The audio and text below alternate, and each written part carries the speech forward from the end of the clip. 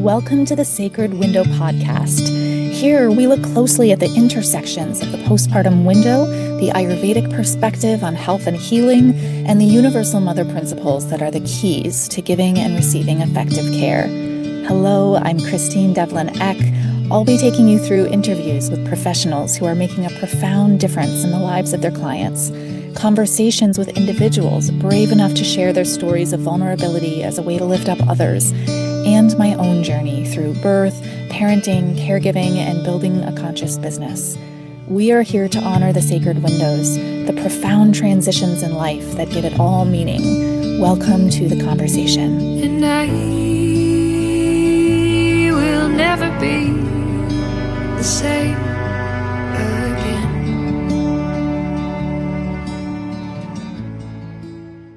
Hello, everyone. Welcome to the Sacred Window podcast. I'm so happy today to welcome back Marissa Mignone.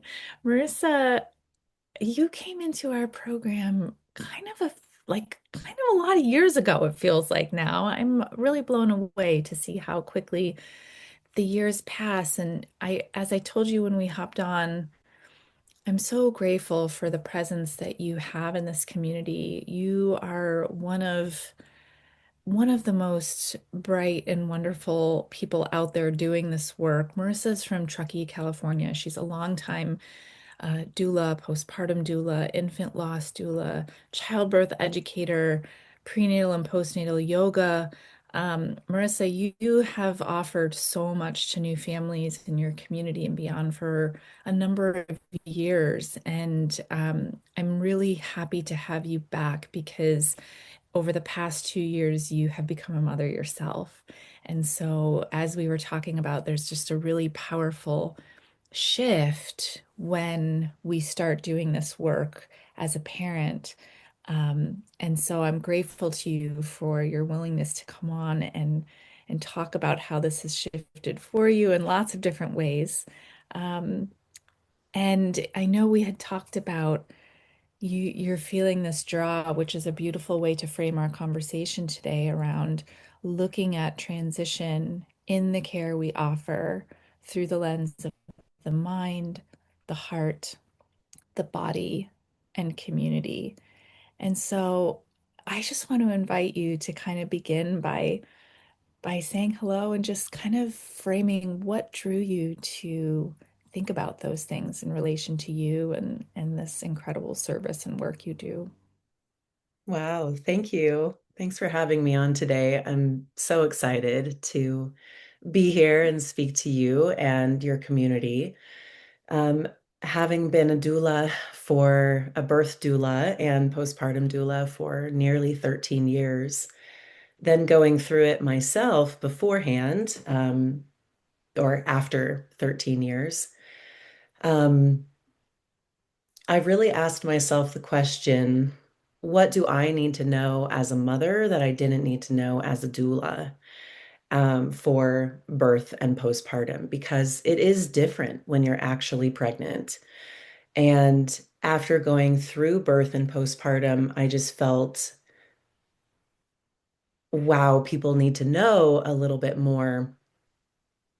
People need to know this. I need to share this information, this inspiration, this holistic way of learning about one's self, because a lot of it is that, and preparing the mind, the body, the heart, and with community, because it really did work for me and my whole family, my partner, my baby. We've had a really positive experience so far, and I chalk a lot of that up to the way we did things, but also just the way the cards fell, because I know as a doula and a mother that we cannot control and that there's no right and wrong way. So I want to be really sensitive to that.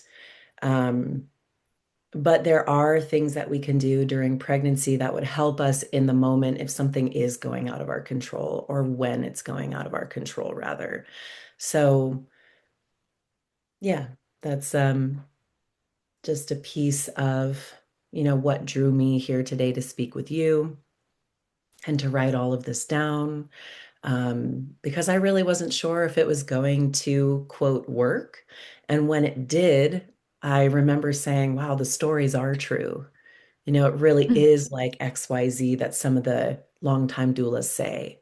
And I was really questioning a lot of things during pregnancy, a lot of curiosity around it, of maybe, we don't know, maybe it will be like that, but I'm not sure.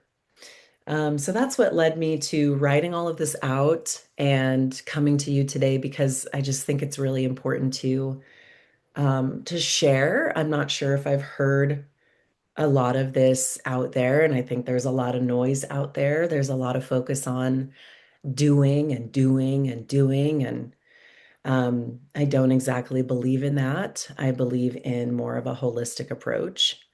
Um, so yeah, I'm excited to share. I think it's really potent to go a little deeper and think about that um, sort of that simultaneous being able to hold um, the not doing, like being prepared and also surrendering to some of the things we can't control. And I hear that like a lot in what you're talking about. There's this like balance that we have to find of being really able to handle the unexpected, um, not totally sure about how our birth or how our postpartum will play out. There are factors that come in to surprise us. And yet, I know that with your professional experience and also your personal training, like you knew how to prepare. So I guess I'm curious to talk, like to hear as you're working with families now, how do you work with them during their pregnancy and how do you kind of strike that balance of let's do everything we can to help you prepare and also holding that space for accepting what the parts of our story are that need to happen that maybe, might be a surprise or unexpected. Yeah, I do just really like to be honest with them that there is a level of mystery, and this is not um, overly spiritual or bypassing, but it is really true. After seeing hundreds of births, it's just like we can't predict and control the weather, but we can dress accordingly for it. So helping to just gently plant seeds on that and how to be a little bit more open. Um, how to really strengthen the emotional resiliency and to remind them of those things that we do need to go with the flow sometimes.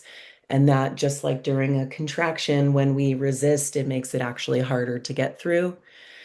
So, really helping their minds just relax a little bit and knowing that they will get through it no matter what. So, focusing a lot on coping, and I believe we've all been coping our whole lives, so we already have tools to draw upon. We just need to be reminded of those. We just need someone to ask us about how we cope and what brings us comfort for mother and partner, or birth support, as everyone is a part of the birthing process and of postpartum. I do like to introduce um, I think affirmations, I know for me, are a really big part of that. And then just the importance of having the support in the moment for if and when things are needed, whether that's a trusted chiropractor, a lactation consultant, providers, just to really remind them that it's not supposed to be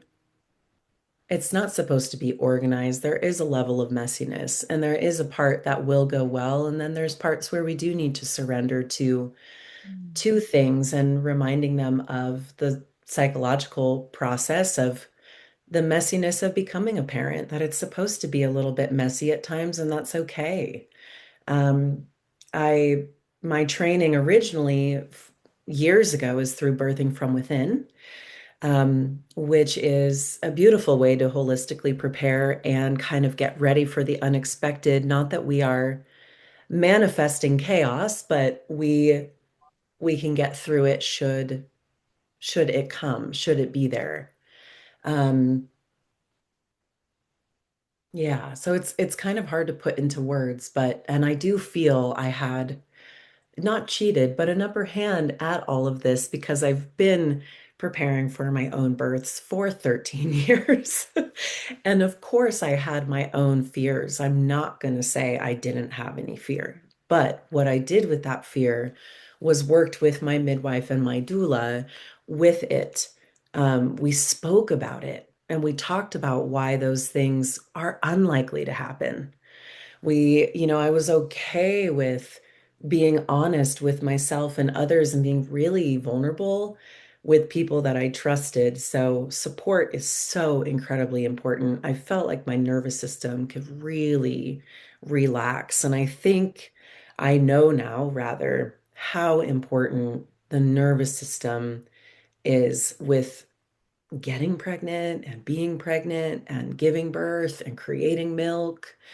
I think it's really still unfortunately looked at as some, woo-woo thing, although science will absolutely back up the importance of reducing stress. So having people I could talk to about my fear was really helpful. And in reflection with my midwife, because my birth for a first-time mother was relatively quick, which of course, Christine, I prepared for a 4-day labor. And when and when it was 8 hours, I was rather taken back by that. And she said, I really think it was feeling so safe with all of us and all the work we did during pregnancy. We did energetic healing sessions and Reiki, and I was attending births while pregnant and seeing a lot of stuff that I did not want to have happen. So I really put an energetic bubble around me, which every pregnant person would benefit from. And I really put up like I could still be compassionate because I was there to love them and take care of them, but I wouldn't let it penetrate that bubble and come into me as best as I could. And knowing in the moment, I would say, I won't have this experience because we can't have other people's experiences. So just that level of openness of what will it be, curiosity, and a lot of processing. And as you've heard me say, that didn't include one book to explain the stages of labor. We don't need our bodies don't need books to grow a baby. Yeah. It's just really pretty simple, actually. Like it's complex because of our modern minds, but it's really actually rather simple. Yeah. Yeah. I love so much how you have created this permission for people to just be very open and transparent about all the different things and I'm hearing this also in the way that you were supported with your midwife and your doula and being able to just say out loud the thoughts or the fears or the uncertainties. I think when we can lay just everything out and just put it somewhere where it's being held not only in our mind. I mean, I'm gesturing here to my heart, but those things are really located in the mind. And by releasing all of them and having them be heard or held by other people, and so much of this is what we do as doulas, is we create the ability to just let someone move out those things that can agitate the nervous system through swimming around in the mind. It sort of diffuses their power by being Mhm. able to say them out loud or just put them out there and reflect back. We can see when we sort of speak things out and put them there, oftentimes we see how that was a creation that we, you know, Yeah. we're we're making. And I think that process in itself does such a great deal to help diffuse the power that those things hold and then create a nervous system that has more space to put inside of it the things that are helpful. Oh, I'm going to receive this Reiki treatment, or I'm going to access those tools to create that bubble around me. It's interesting that you described that while attending births, putting that protective bubble around yourself, because I just was having, I just did an episode where I was really looking at some of the things that doulas feel most unprepared for. And one of them is that sort of idea of taking on all the things that we watch and witness and support people through that can feel really difficult to not hold it in a way where all of a sudden we feel unmoored or we feel um, impacted by it in a way that's imbalanced. So I love that, and I'm curious if how you. I know that you've had many different experiences that have led you up to how you navigate through these things today. And yet, where do you find those tools and resources to create that bubble around you when you're looking for boundary? I used to take everything that happened at births really personally, and I almost took full responsibility for birth outcomes. And this was a few years ago, and that was it was really hard. It was really um, it felt like I was holding the weight of everything on myself, and I have to say, grateful for motherhood because it really helped put in perspective. Um, they are not my children, and I know we have to remember that. But speaking to other doulas and other people who were at the birth, especially if it was a home birth, I remember my this midwife who I eventually chose to be mine because we got to work together a lot, and I knew she was for me. But she called me and said, "So, do you still feel responsible for that birth?" And I knew what she was saying right there of like, it was just nice to get the medical side of things. She's like, "Look, there's no other way that could have gone." So it was really nice to understand that like I couldn't possibly be responsible for something that there are so many moving parts to birth, so many different aspects, like millions of little pieces that create a birth outcome. It's not one thing. And I think one of the hardest parts about birth for our minds is understanding that sometimes, a lot of the time, there will be no answer to why things went the way they went. And we just have to be okay with that and accept that, which is really hard and a lot of work to do. So, with the bubble, I think I actually heard of this through possibly another doula. I'm someone who is just obviously us birth workers like live, breathe, and eat it, right? So I'm listening to podcasts or things about personal development on my way to a prenatal session. So I believe I heard this through another doula about like a clear wall or a clear bubble.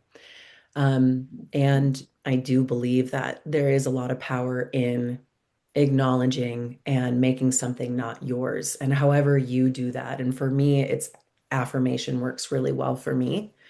And then knowing in the moment, like, I want to try everything that I know. So if I move away from this birth and it wasn't the outcome that they wanted, I know that I did everything that I could. So I like that's really important for me because in the moment it's like, ooh, do I say this? Sometimes it's easier not to. So I'll ask myself in the moment, if you don't say this one thing, will you be okay with that later on?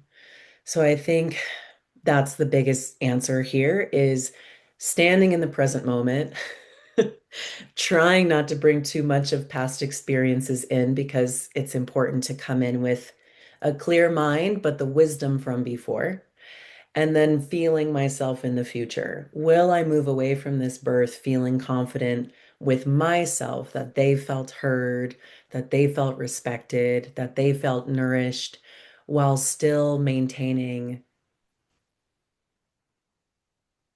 you know, taking care of myself too? But for me, it's easier now that I have a family. It's like, okay, I'm gonna go take a break for 4 hours and nurse my baby, and it just got a little bit easier. Yeah, so that I know I give long-winded answers and they're a little gray, but That's kind of my feeling about the protective bubble and compartmentalizing. And I think it's so important to have trusted people to process with afterwards. Not too many people, but people who really understand the work, because Mhm. it can be more damaging to process with the wrong people, as we know, as doulas and mothers. Yeah, well, that is like a really good transition to look at community. And I know I'm kind of jumping to the last part of your framework, but we'll cover, Perfect. we'll move through them all. But, you know, community is just such a central part of what we do here at Sacred Window, but also just how we understand conscious care to be received and offered is through a multi-directional community approach. And so I'm curious your how your work has shifted in regards to community, both for yourself and also for your clients. Yeah. Well, I've always been in terms of work, I've always been very community based and loving to show up for people and be available while still holding a level of, joy and peace through that. I really looked at I don't know if this is around community, but I really looked at my cell phone when I got pregnant and allowed myself to respond in a way that worked for me versus giving my energy away a lot and responding right away. So that was something that I knew through my postpartum work that um, responding with a baby can be challenging or a little overwhelming. So I started to practice that during pregnancy. And I had people reacting. I could tell people were uncomfortable. Like, I hope this is just a scheduling issue. I'm like, yeah, I need family time. So that was important. So as well as nourishing community in a way, it was also really pulling back with protecting my energy, I think, too, and a lot more time at home. It was a little overwhelming because I live in a small town and I've been here for nearly 20 years and a birth worker for most of it. So everyone wanted to know everything, and it was very sweet, but very overwhelming. I felt like I grew rather private, except for a few people. So that really got stronger, which was helpful.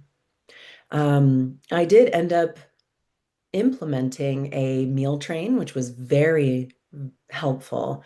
I think it was about 3 or 4 months long, Christine. I mean, I had previous clients and friends and family, and it was just so nice because I got to have small visits with everyone when they came. But I also created the Seven Sisters program or implemented that, which I know you've heard of. I think I heard of it through Sacred Windows. And the funny thing is, I knew through my work that I wasn't sure what I would need, but I wanted to make Mhm. sure I set things up just in case. And it was funny because I really didn't need much other than emotional support. So I know that about myself now. I mean, it makes me happy to do laundry. So I was doing laundry at 3 days postpartum. Keep in mind, this was my first baby. But I think just reminding people in my work, my clients, that you can set things up, you can call it off, you can cancel it, but you know it's there and that energetic holding and container is there. I had the Seven Sisters over for dinner about a week before I went into labor. And it was just really beautiful to bring everybody together and focus on all of our strengths. And it was more than I truly needed because I also have a partner who is just very hands-on and very available. So circumstances really do dictate, the community, how much community needs to come in. A mother who's close by and can cook. But I think the biggest thing for me and who I am is the ritual community aspect of a mother blessing.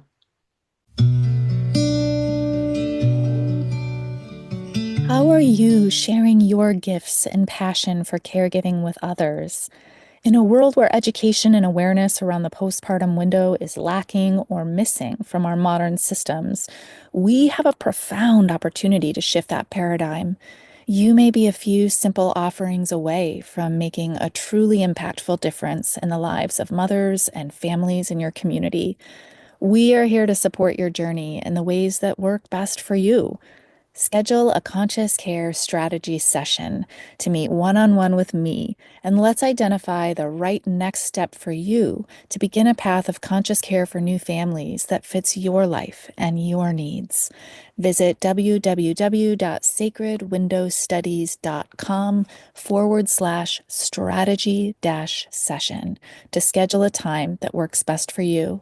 That's www.sacredwindowstudies.com/strategy-session.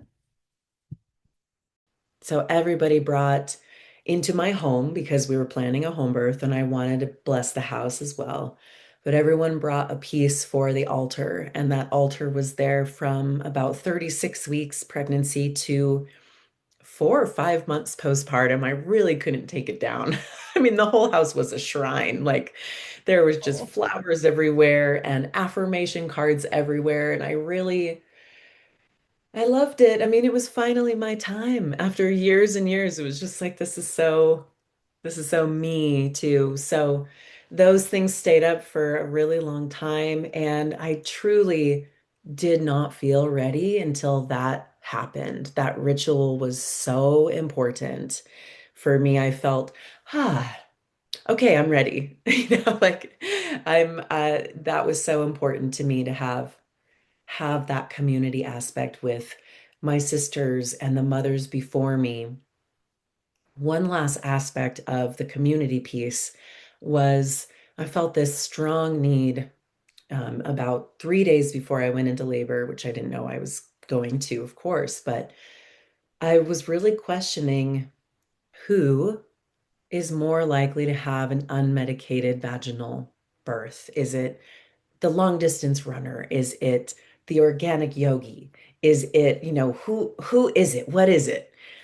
So I reached out to my previous clients, of course, and I said, what would you tell your past self? What would your past self need to know to give birth? And their answers were just, and these were people who I knew had vaginal unmedicated or even a home birth. Um, and the answers were so um, different and unique, but a similar thread of the wildness and about the mind. It wasn't, again, it wasn't read this book, read that book, not at all. It was symbols and using humor and a lot of things around hormones. Um, with the aspect that every baby and every birth, I believe, and they said, needs something a little bit different. So I think there's a lot of power and wisdom in that for people who are preparing to speak to people again that they trust and it's not going to spread fear. Um, and that really helped. That really helped me. Yeah. Mm. So community's been a really big piece of this process, but the 3 a.m. text messages, and it's been a really big part of it while also staying um, healthy with not having too many people over or, oversharing or things like that. That's so beautiful, Marissa. And I think that, what like sticks out to me in hearing you say it, first of all, what an amazing thing to do to reach out to your past clients and ask for that reflection. That is such a powerful, beautiful thing to do on so many levels. But it makes me think of that, like the nugget that I'm pulling out of there is that every single birth, and I'll extend this to every single postpartum window, every single healing window for someone, is going to take something a little different. And yet, it is the subtle channels of the heart and the mind that are going to make that unique thing become discernible, become accessible. We have to be able to have some flexibility and some curiosity and some compassion to really look at what is my body telling me in this moment? What is my, what is this baby needing in this moment? And how can I adjust? And so we all have the ability to naturally do that. That is a natural skill. It's only when we're grasping for control or we have expectations or we're immovable in some way, we have to be able to sort of penetrate through those rigid kind of walls that we can often put up around ourselves in order to really let that open flow happen. It's very Ayurvedic, we're like looking at the channels and like, is it obstructed? Is it misdirected? Like, how can I free up the flow? And the mind and the heart is the key to letting the body do what it needs to do.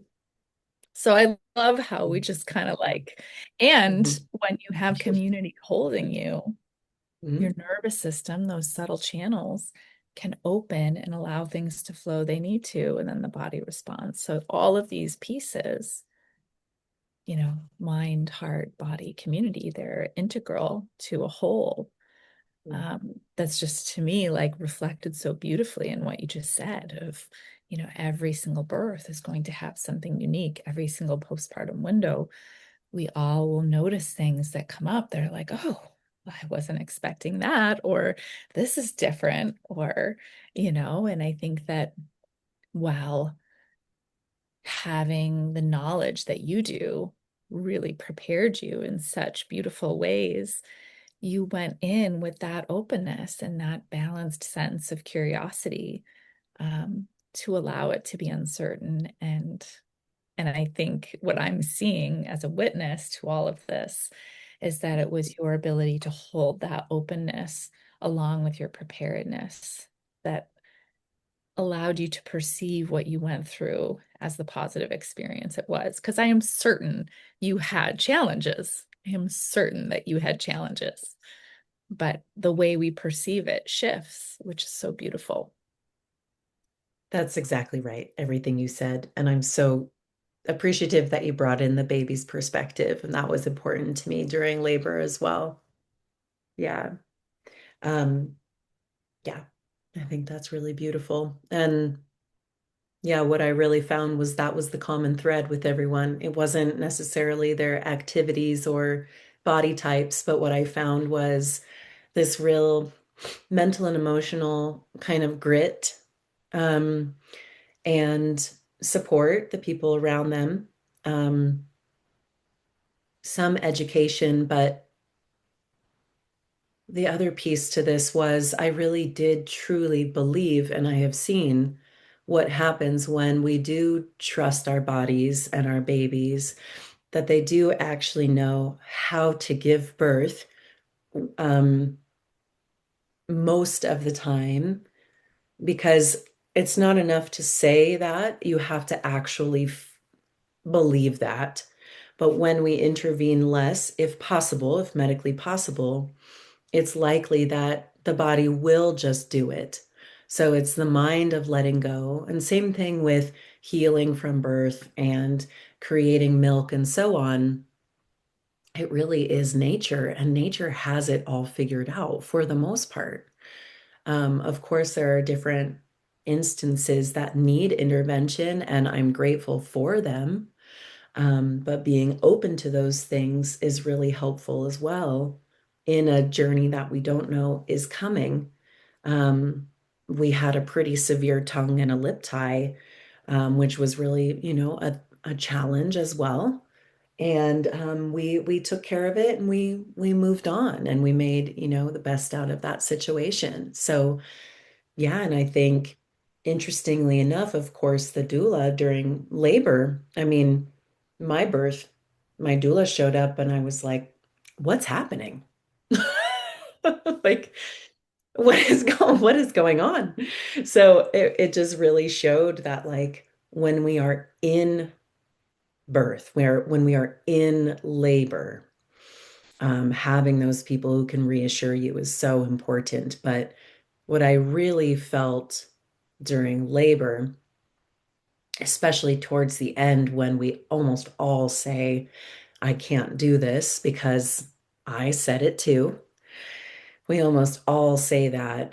What I saw in my mind as I totally left my analytical brain, I saw the story of Inanna, which Birthing from Within also strongly focuses on storytelling as a way of making sense of things.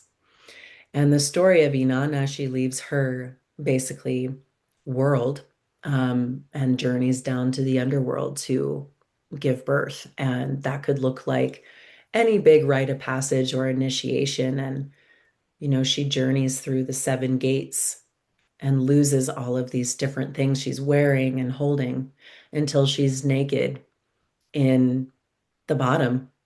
And I saw myself there. I thought, oh, this is where I die. And I remember that being, in the very end of labor. And I thought, this is where the maiden is gone. And I just like held that image in my brain. But it was so comforting to know what was going on through that story. And I highly suggest, if people are open to that, to go to YouTube and listen to Pam England's story of Inanna. Um, and that gave me the strength I needed. Um, as well as my midwife very sternly saying, you need to change your narrative right now. Like, okay, mom. So, just having that strength there. But that is something that's really changed in my doula practice. I know when a mother is at that gate. I can feel it. I can tell. I know she needs something. I know she needs to hear something. So that has really changed since going through the initiation myself. But in postpartum, one of the beautiful things about the story about Inanna is that she returns. She goes through the initiation of returning. And, I'm making a circle with my hands because the labyrinth was also a really helpful symbol in this process as well. So Inanna goes back out into society, which we do eventually during postpartum. And we're different. We have different clothing, we have different beads or jewelry. And I think just having that story as an ally with me was everything that I needed to remember we've been doing this for so long before fire existed, right? And that sense of connection with other mothers around the entire world, and that everything was meant to be in a way, or like this is not here to hurt me. This is here for me. Just really reframing that the challenge is totally a part of the journey. And to make it, I guess, a little bit more beautiful, if you will. Yeah. So that image, that story was really big, and no one could have led me through that in the throes of labor. That was something that I did on my own. But again, like you're so beautifully saying, I knew that story worked for me already. So in Mm. pregnancy, I think it's so important to, or even before, I mean, 9 months is just not long enough. Maybe it is, maybe it is.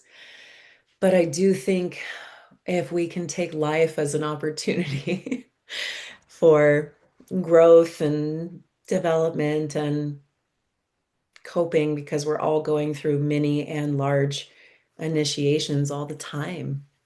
So yeah, this is my life's work. And I got to experience it myself as well. So again, I have to say I had an upper hand with just how much I love this and got to know what might work for me. And I'm still in shock that it all really did work.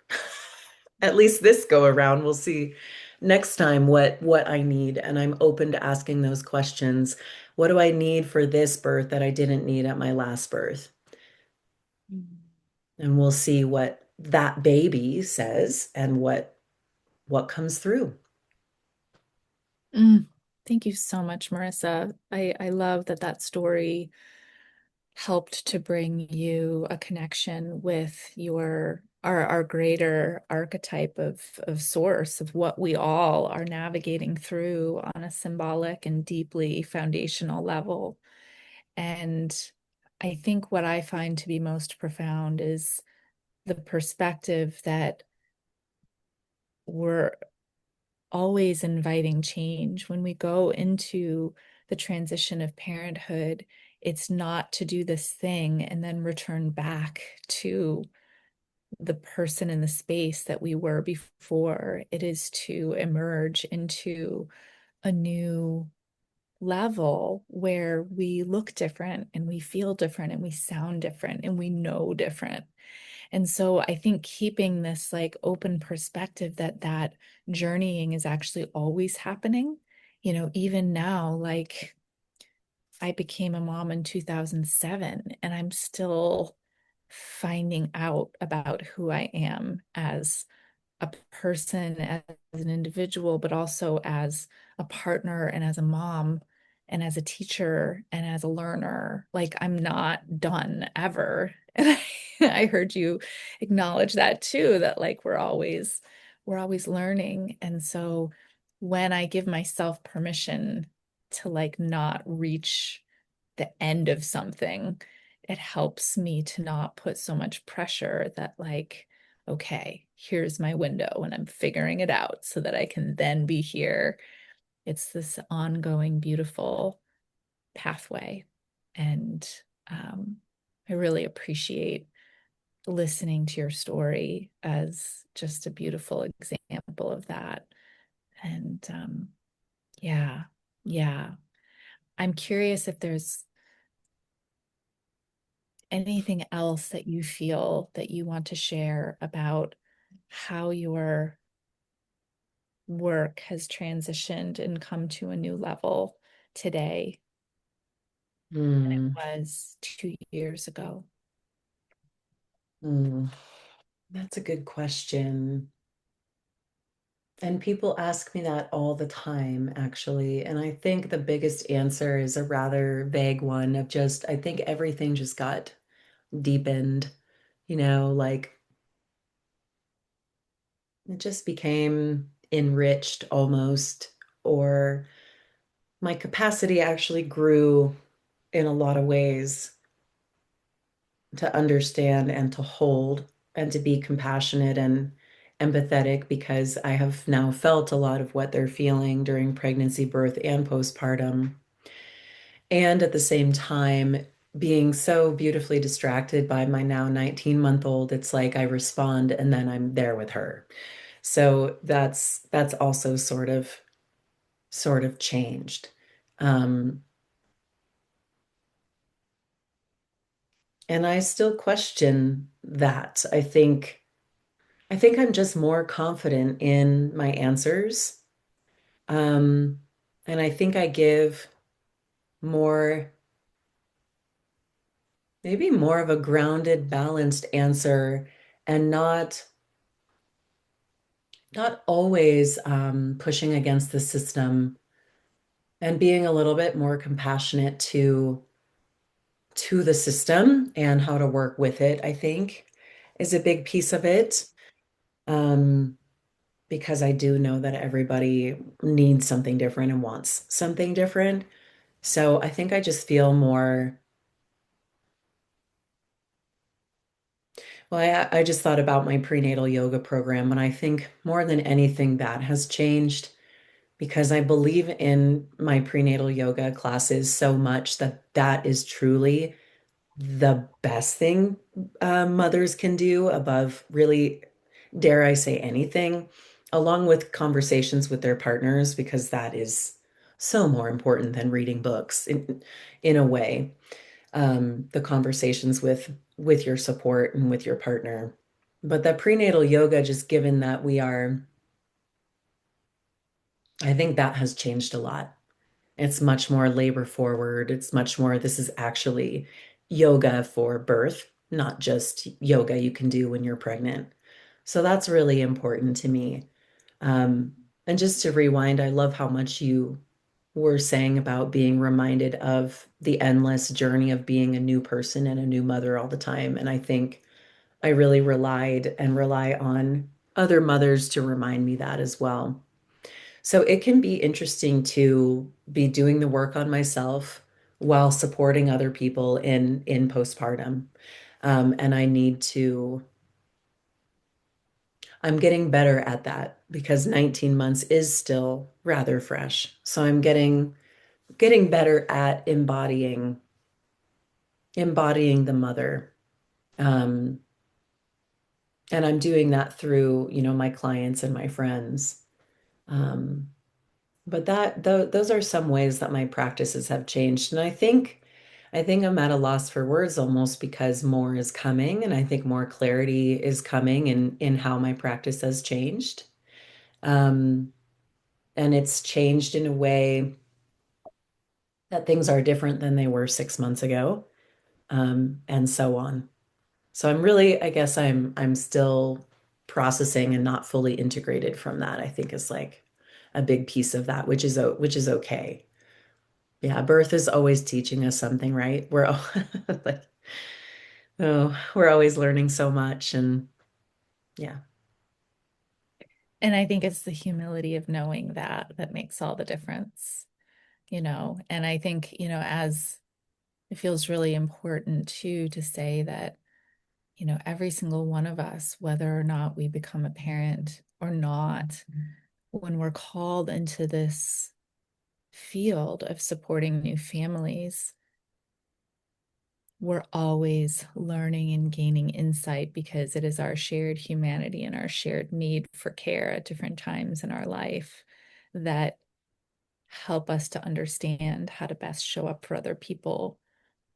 And for those of you out there who are in a caregiving practice, or for those of you out there who are caring for your family or others in different ways, um, your understanding, my understanding of what that means and how to create the best path forward is constantly evolving and changing. So I love this opportunity to talk to you, Marissa, about your journey because I've known you now for several years and have been able to really admire you from, the practice that you had, 5 years ago or however long it was that we first connected.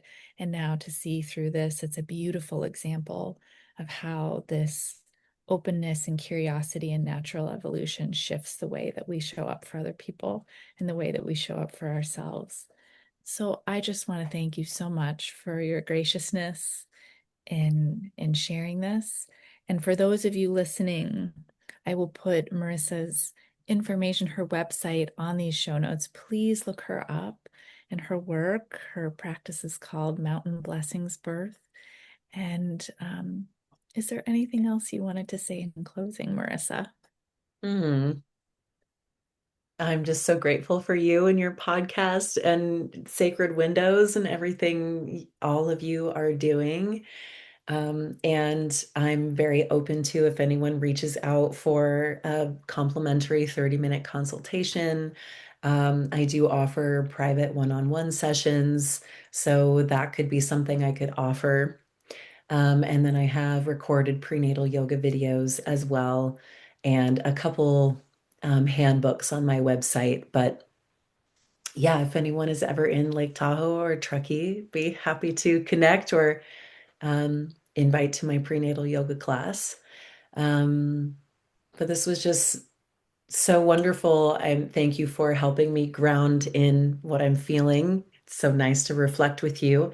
And I've been wanting to put this out in this way for about a year now. So I knew it would happen at the right time and with the right space and person. And you were just that. So thank you. My pleasure. It's an honor, Marissa. Thank you so much. You're welcome. Thank you too.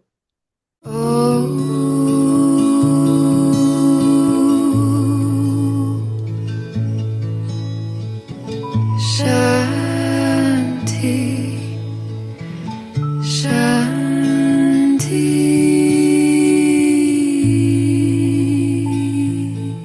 The Center for Sacred Window Studies has been training postpartum care providers, professionals who work with new families, and individuals passionate about postpartum care since 2018. We regularly host live free events alongside our online and in person training and certification programs. Hop on our newsletter list to get direct access to all of our events and community support gatherings. Our mission is not only in training conscious postpartum care providers, but in fostering a robust, informed, and thriving community of postpartum professionals. Once you step inside, you're family forever. Visit www.sacredwindowstudies.com to add your email to our newsletter list. You can support our work by subscribing to the Sacred Window podcast and sharing with someone you know who would love it. Thanks for being here and participating in the culture-wide shift that recognizes the need for and the importance of conscious postpartum care.